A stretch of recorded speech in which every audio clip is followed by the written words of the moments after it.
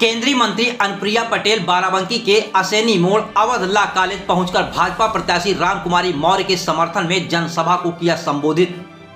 सतीश शर्मा के समर्थन में दरियाबाद विधानसभा क्षेत्र के महमूदाबाद कस्बे में अमरीश रावत के पक्ष में हरक इंटर कॉलेज मैदान में जनसभा को संबोधित किया।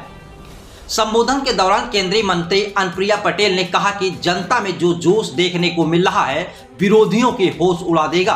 जिस प्रकार 5 साल में विकास की योजनाओं की झड़ी लगी हुई है जिसे देखकर विपक्ष परेशान है। और सपा में शामिल हुए नेताओं के बारे में कहा कि इनके आने जाने से कोई प्रभाव पड़ने वाला नहीं। भारतीय जनता पार्टी की योजनाओं और कार्यों के बारे में भी लोगों को बताया और कहा जिस प्रकार से जोश देखने को मिल रहा है पूरी उम्मीद है कि भारतीय जनता पार्टी की सरकार बनेगी। सरदार वल्लभ भाई पटेल संविधान शिल्पी बाबा साहब अम्बेडकर एवं अपना दल के संस्थापक अपना पूरा जीवन हाशिए पर पड़े हुए दबे कुचले समाज को मुख्य धारा में लाकर उन्हें उनका हक हकूक सम्मान दिलाने के नाम पर समर्पित करने वाले यशस्वी डॉक्टर सोनेलाल पटेल जी को इस पूरी सभा की ओर से श्रद्धा पूर्वक नमन करते हुए आज की इस चुनावी सभा के मंच पर उपस्थित आप सबके लोकप्रिय सांसद मेरे भाई आदरणीय श्री उपेंद्र सिंह रावत जी, मंच पर विराजमान भारतीय जनता पार्टी के लोकप्रिय जिलाध्यक्ष शशांक,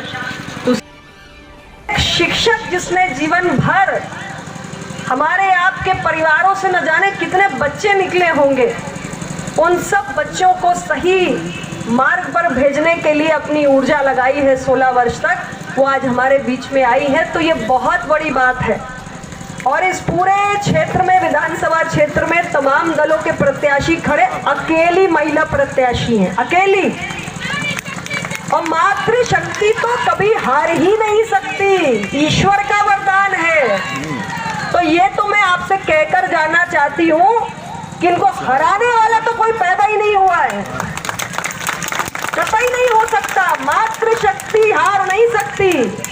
और इस मातृशक्ति के समर्थन में तो इतनी मातृशक्ति आ चुकी है कि अब ये तो यहाँ पर अभी कह रहे थे हमारे सांसद जी की ये सीट आपने जीती नहीं है, तो इस बार तो मैं ये कह के जा रही हूँ कि हमारी मातृशक्ति ये झोली एनडीए गठबंधन की, ये सीट एनडीए गठबंधन की झोली में डालकर ही मानेगी, उससे कम में मानने वाली नहीं है।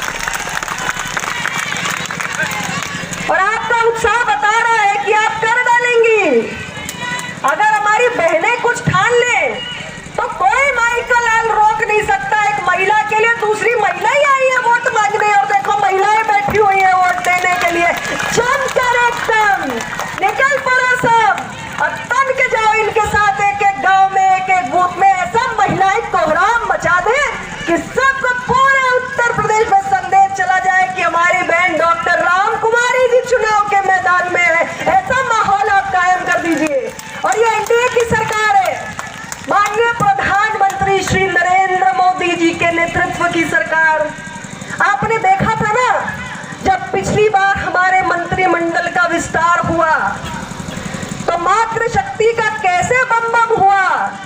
हमारे मंत्रिमंडल विस्तार में एक के बाद एक समाज के हर वर्ग से, दबे कुचले वर्ग से भी महिलाओं को देश की सरकार चलाने की जिम्मेदारी बड़े हौसले के साथ दी गई।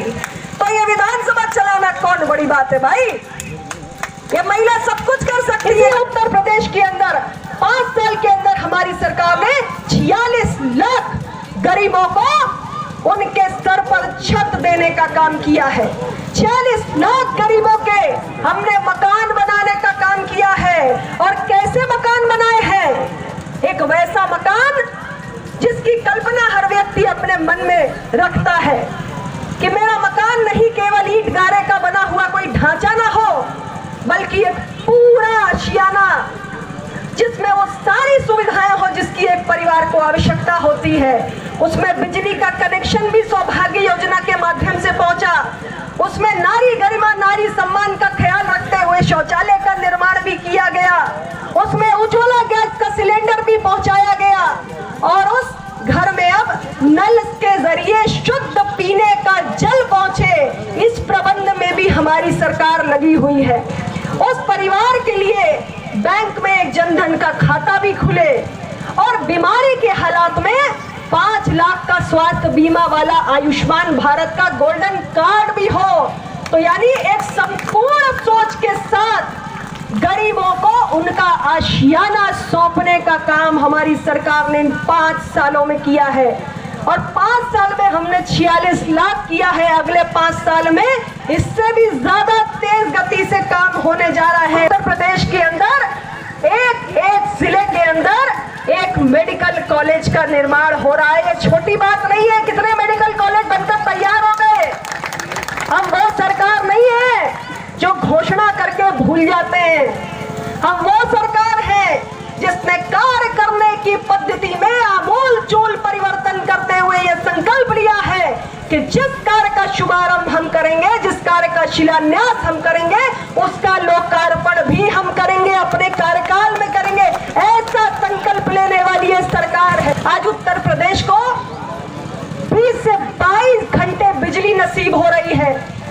2017 से पहले का भी समय याद करिए, जब बिजली के लिए तरसते थे। हमने दूसरों के लिए भी एक उदाहरण स्थापित किया है। यानी भविष्य में कभी जब किसी और दल की कभी सरकार आएगी तो ये जरूर सोचेगी कि एनडीए की सरकार ने इतना काम किया है, तो अब हमको भी कहीं ना कहीं उसके बराबर पहुंचने के लिए कुछ तो हाथ पांव मारने ही पड़ेंगे। इतने बड़े हमने विकास के मानक स्थापित कर दिए हैं कि इससे बराबरी करने की बात सोचना भी लोगों के लिए दुश्वार हो चुका है। 5 साल में जिस गति से उत्तर प्रदेश के अंदर विकास परियोजनाओं की झड़ी लगी है, उसको देखकर आश्चर्यचकित है। उनके माथे पर चिंता की लकीरें आ गई हैं। उनको समझ में नहीं आता कि आखिर कौन सा वो गांव चले कि सरकार को जनता की नजरों में कटघरे में खड़ा कर दे। सच तो ये है कि आज उत्तर प्रदेश में जिस तेज गति के साथ इंफ्रास्ट्रक्चर का निर्माण हुआ है, जिस तेज गति के साथ एक के बाद एक सड़कें, एक्सप्रेसवे, हाईवेज निर्मित हुए हैं, जिस तेजी के साथ बड़े बड़े शहरों में मेट्रो की सुविधा आई है, कम समय के अंदर उत्तर प्रदेश सरकार ने प्रत्येक जिले में एक मेडिकल कॉलेज के सपने को हकीकत में तब्दील करके दिखाया है। 27 तारीख को जब ईवीएम मशीन का बटन दबेगा, हमारे प्रत्याशी एनडीए के प्रत्याशी सतीश शर्मा जी के पक्ष में, तो यहाँ की जनता का जोश इनके विरोधियों के होश उड़ा देगा और ये शानदार, जानदार, जबरदस्त तरीके से जीतकर उत्तर प्रदेश की विधानसभा में। मेन मुद्दा यहाँ पे बाढ़ की समस्या सबसे ज़्यादा होती है और इसमें सतीश जी भी बहुत अच्छा काम कर रहे हैं, लेकिन स्थायी कोई निवारण नहीं हो पा रहा है। इस पर क्या होगा इसका? हमारी देश की और प्रदेश की सरकार आम जनमानस के हितों से जुड़े हुए सभी विषयों को संज्ञान में लेकर निरंतर काम कर रही है और इस क्षेत्र की जो बाढ़ की समस्या आपने बताई है, हमारी सरकार दोबारा बनने जा रही है और हमारे जो यहाँ से विधायक चुने जाएंगे सतीश शर्मा जी इस विषय को सरकार के संज्ञान में भी लाएंगे और इसका स्थायी समाधान निकालने का प्रयास करेंगे। अभी तक की वोटिंग जो हुई है उसमें सपा कह रही है कि हमें समाजवादी पार्टी 100+ है। क्या वो ये कहेगी कि चुनाव हारने जा रहा है? ये तो जनता का जोश बता रहा, आपने देखा नहीं जनता का जोश। एनडीए गठबंधन को एक बार फिर आने वाली 10 मार्च को उत्तर प्रदेश की जनता सत्ता सौंपने जा रही है। ओबीसी का बड़ा चेहरा आप हैं और बाराबंकी में ओबीसी के बहुत से लोग हैं। समाजवादी पार्टी भी ओबीसी के ऊपर खेल रही है। स्वामी प्रसाद मौर्य को आपके यहाँ से लेके चली गई, किस तरह से आप ओबीसी को वापस लाएंगे अपने? देखिए, कुछ नेता यहाँ से चले गए तो कुछ नेता वहाँ से भी आ गए। आपने कुछ नाम ले लिए, मैं नाम नहीं लूँगी। मैं सिर्फ इतना ही कहना चाहती हूँ कि ओबीसी के नाम पर प्रतीकात्मक राजनीति करने वाले दलों को उत्तर प्रदेश का ओबीसी नकारा। एनडीए के लिए आप एक अच्छे दल हैं और बीजेपी में मुस्लिम को कैंडिडेट को इलेक्शन में टिकट नहीं मिला। आपने भी अपने यहाँ भी एक मुस्लिम कैंडिडेट को कोई इलेक्शन में टिकट नहीं दिया, क्या कहना है इसका? अपना दल ने रामपुर की स्वार टांडा सीट से नवाब हैदर अली खान उर्फ हमजा मियां को अपने प्रत्याशी के रूप में उतारा।